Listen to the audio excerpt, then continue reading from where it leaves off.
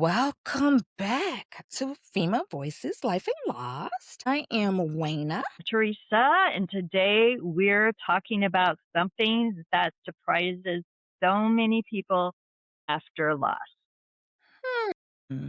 anxiety. Not just sadness, not just grief, but fear, panic, restlessness, and a sense that something isn't right. After someone dies, or after a major loss, I'll say that, the world can suddenly feel unsafe, even when nothing is actually wrong. If you have felt hyper alert, Mhm. panicked, unable to relax, afraid something bad is about to happen, this episode is for you because this experience is far more normal than people realize. When we lose someone, especially suddenly or traumatically, our Mhm. brain learns something very, very quickly. Bad things happen. Life is unpredictable. I am not as safe as I thought I. For me, I went through all of those things when my son died. That concept never even entered my mind.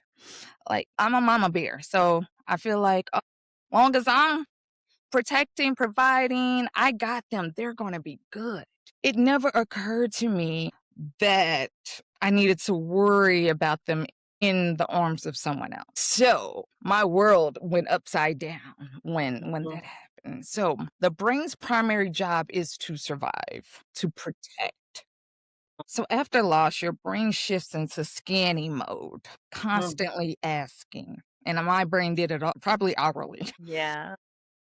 What else could go wrong? What else could I lose? What threat am I missing? When my son passed away that day, the Lord is so gracious, and Teresa hears me say it all the time. He's so gracious because he gave me the thought. I had no clue, I had no context for this thought, but the thought was to my spouse, "You're moving too fast." I said, "Something is getting ready to happen." I said, "Because you're too busy. You're too Mhm. distracted." I said, you need to slow down. You need to slow down." That's all I knew. That's all I knew. And it's Mhm. not like I heard a voice because some people hear the Lord's voice. I don't hear it. He just plants a thought in my mind. Like, you need to start paying attention. So for others, when you or what are you missing, it can look like checking on your loved ones repeatedly, overprotectedness, catastrophic thinking, panic attacks, fear of relaxing, fear of happiness. Oh my God, I think this is what me and my therapist talked about last week. Oh.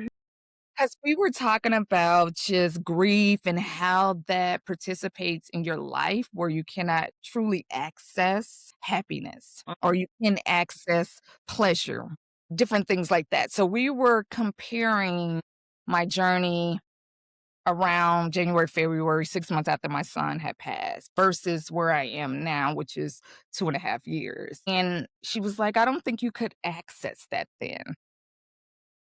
Makes sense. And I was like, "Oh, all right." Like that helps.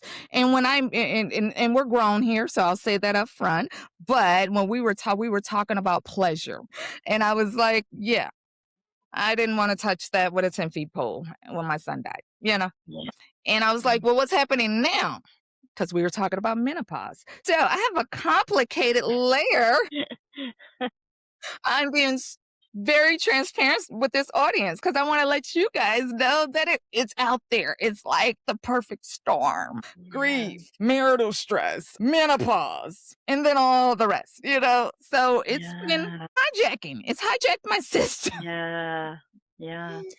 But let's keep going though. So when you think about, having a fear of happiness, that one is deeply real because the first time I laughed after my son passed away, I just immediately start crying. Yeah. You know, I was Yeah. like, "Oh my God, I forgot him for like 2 minutes." Yeah. So my mind whispered, if I let myself feel good, this is then something bad will happen. I don't know if your mind whispers that. For me, it just whispers like you're not grieving correctly because you were laughing for 5 minutes. So it took joy itself became dangerous during that time. And thinking about what my therapist said, I couldn't access it. So that makes sense to me now. I Yeah. don't know, Teresa, Yeah. have you seen this with the clients that you I work? I Good. have, and many times though, what popped in my mind right now is when I work with support groups, with those that have had pregnancy losses is the support group that I'm thinking about right now. Mhm. Is there is always the fear when you said what else could go wrong Mhm. and who else could I lose? There Mhm. is a lot and lots of anxiety within that group for that. Like if this can happen, what else can happen? And Mhm. so they always on heightened alert with anxiety. And of Mhm. course, like you said, that fear of happiness or relaxing or because what else is going to happen? Yeah. So that is very much, very real with the people um, that I work with. I'm working with a couple right now that anxiety is super, super high. So, but your brain job really is for protection Mhm. after loss, and it scans for danger, and that's why you fear happiness. You struggle to relax. You anticipate disaster Mhm. because that's really how it's designed. And Yeah. a lot of that we're just designed that way and we're just not in control of it. Yeah. And when I think about my son passing away, my immediate thought was protection really for my Mhm. family and for my husband. My husband, he's in AA. And so in my mind, I'm being hyper focused. I was like, oh my God, I could have lost my husband the same day. Cause what if he would have took his life too? Because of this negligence. So I was very protective of my husband, my kids in that season. And for me, that season was like a few months just because everybody around me was like very Mhm. confused as to how I was moving. But that was that survival mode. My brain was just attaching to something that made sense because this Sure. did not make sense at all. Sure. Hypervigilant. I was just like, and I'm not quite sure that that nervous system has relaxed completely. It's Yeah. been 2.5 years, but I can't say that it's completely turned off. Probably not. No, I'm like, you know. Not the best for Mm-mm. it to stay on. Hypervigilance. That means your Mhm. nervous system is always on, it's always alert, it's always scanning, it's always bracing. You might notice or you're startled easily, trouble sleeping. Teresa mentioned some of these earlier. Mhm. Racing thoughts, nervousness, so tension, feeling Mhm. like you cannot truly exhale. And that Mhm. was, oh my God, I was doing that these last month. I was like, am I having a panic attack? I can't breathe. It was Mhm. my allergies though. Uh, okay. But I got all this stuff going on. I was like, I Sure. had to sit there. So sometimes you might have to slow yourself down. I had to slow myself down. Yeah. I was like, okay, I'm having trouble breathing, but I don't have any thoughts. I'm not ruminating. So I was like, what is happening? Like, let me try this prescription allergy medicine. See if that gives me some relief. I'm glad that it did. I'm glad that you Right figured it away, out. but I was struggling with that for at least a month because I was like, Wow. but Wow. so just make sure your physical health, mental health, all those things are in check. Important. But Mhm. the last part, it's a sense that you're waiting for something bad. And here is the part I want you guys to really, really hear. This does not mean you are broken. Because sometimes we feel guilty for not getting those things right. It means your body's trying to protect you from more pain. So your system is saying, we've been hurt before. Let's make sure that never happens again. Can we do that? No, not realistic. But your brain is like, we are going to try. We're going to be Yeah. super hyper focused. Nothing's going to catch us slipping. Yeah. But even though painfully, we know life doesn't work that way. Yeah. Yeah. It doesn't. Yeah. So how do you calm that? How have you been calming that? Taking your allergy medicine? Besides that. No, that had only happened this year. I didn't feel like that before. Okay. Okay. That's only this last month. I didn't feel panic attacks or anything. Before. My therapist Okay. likes to say I was in shock for the first year. First. For me, I just got busy. I was just like, "Hey, if my time is limited on this earth, I'm gonna use it wisely. I'm not Mm. using it to argue. I'm not using it to go back and forth on things that don't make sense. Like, my boundaries and clarity became real clear on what I was allowing into my space going forward. And people were Yeah. confused because on the other side of this grief, I became a different person. Of course. So for me, calming it just felt like just, one foot in front of the other. I was finished with grad school. Okay, Wayna, get your license. Okay, let's study for that. Got the license. Okay, let's find a job. But before I got the license, I got a job. And I got a job working with little people, which, oh my God. I went to work with little bitty kids in kindergarten. It was so, oh my God, it was exactly what I needed. All those little babies. Because They gave many me so people much could not do motivation. that. What you say? Many people could not do that. Now that's what the grief lady and grief share said. Yeah. Luana, oh, in my parent grief group too. They said, Luana, some people cannot get out their bed. And you're getting out your bed. You're learning more about grief. You're wanting to help other people. Because I got certified as a grief counselor. They were like, you're holding grief support groups. Who does that? And I was like, I gotta use this to help other people. I don't want them to feel stuck. I don't want them to think they're alone. And that's how I knew the Lord was still with me because I didn't want to put that hurt on anybody else. I didn't want nobody else to lose their kid. If my kid can be the last one, I will take it. But I wanted to I put one foot in front of the other. So I did a lot of remarkable things in this time. God be the glory. But prayer and definitely friends and therapy. Those are all good things. So, you Yeah. don't you don't calm the storm. You don't calm it by not shaming it. So we're not shaming our feelings. We're not shaming anything that comes up during this season. We are not forcing grief away because it only comes back knocking that much louder. Yes, it does. Not by saying I shouldn't feel this way. Mm. Which is Mm. hard, right? Because I know for some moms who've had their babies a lot longer. Like, I had them for 30 years. I shouldn't be so mad. No, Mhm. that's your baby, that's your loved one, that's whoever. No. I think that all comes from comparison. Mhm. Where do you Yeah. find comparison? And Imma give a comparison in a minute, but yeah, where do you see it show up? Well, I think we just compare to other people that we feel Mhm, or that we see that maybe had a loss of a child mhm, or had a loss of a parent and they're doing much better. So I think we compare mhm. uh, to someone else that we know. So then we say that, well, I shouldn't feel like this. I shouldn't feel this way because look, they're not feeling like this. But my comment to that is, you really don't know how they feel. Right. And you're comparing to something that you're seeing and you don't Mhm. know how they feel. And I like to say, just ask a question. Just ask. Don't Yeah. assume, just ask. Yeah. Yeah. Me and so many of my friends have had this conversation 18 times because they're on Facebook and they're Hmm. like, Wayna, you've put 5 posts out about Joshi. How are you? And I'm like, I'm good. But they saw the remembers, they see the grief posts, and they're like, just think I'm in a room crying. I may or may not be. Does it like Right. ask a question? And then I told them, quit going online to see how I'm doing. Please stop doing that. Even Hmm. though I said it, they still do it. But and then they're very confused when they text me. It's like, "What are you doing?" Hmm. So I would ask the audience, please, if you wanna know how someone's doing, please just ask them, because I'm not a person who cries very easily, I'll say that. Hmm. That doesn't mean I'm not sad. That doesn't mean I'm not low today.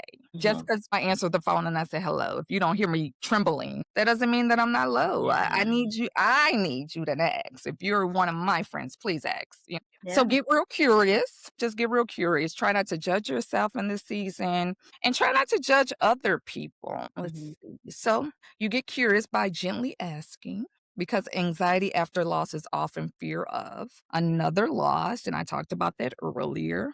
Hmm. Another shock. And I got a shock too. And you would Yeah. not believe, if you see your loved one deceased, you don't believe that something else can hurt you. Like, Mm. you think that that is the biggest hurt I can ever.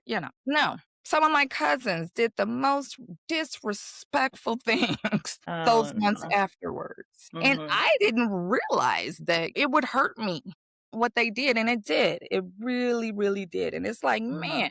I lose my son, and then you turn around and do something so gutter. I'm like, I cannot be in Mm, fellowship with these type of people going forward yeah, was my end. But yeah. another loss, another shock, another moment you are not prepared for. And there were at least 10 of those moments that I just was not prepared for that came at the loss.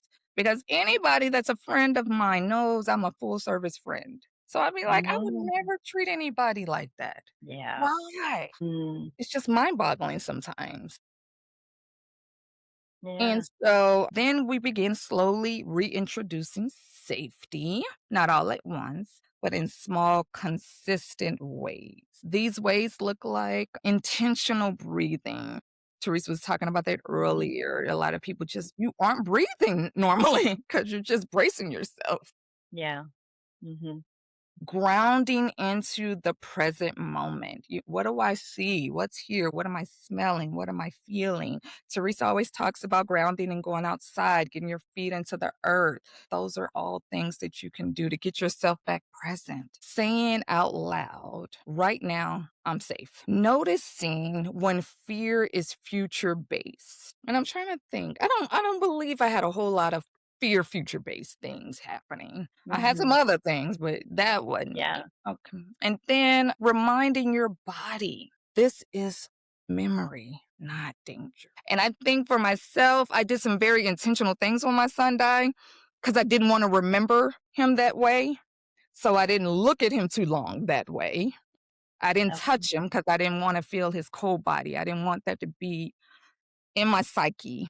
And then when I spoke to him, but I spoke to him as if he was still living. I was just like, and that helped me. Nobody believed. My husband was like, "How are you able to talk to him?" I was like, "Cause I'm his mother." So Mm. for Yeah, me, I was like, "Baby boy, you rest. I'll take it from here." So whatever grief looks like, whatever is on the other side of this, I will take it long as you rest. beautiful. So safety after loss is not instant. It's rebuilt moment by moment. Yeah, So be gentle with yourself in this moment. You've never been here before. for There sure. isn't there are many books, but no one knows your story. Teresa, you got any lasting things you want to share with our audience? Well, I just think with this, we're talking about like that anxiety, and I think it's very, very real. Mhm, I think just really every client, whether it's I talked earlier about the support group, but even individual clients that I work with, anxiety is just a piece of it. And I do over and over and over and over teaching them to ground, breath work, mhm, saying out mhm, loud that you're safe, remembering that it is not a danger anymore. And mhm, so I think it's super important to just reiterate that with people.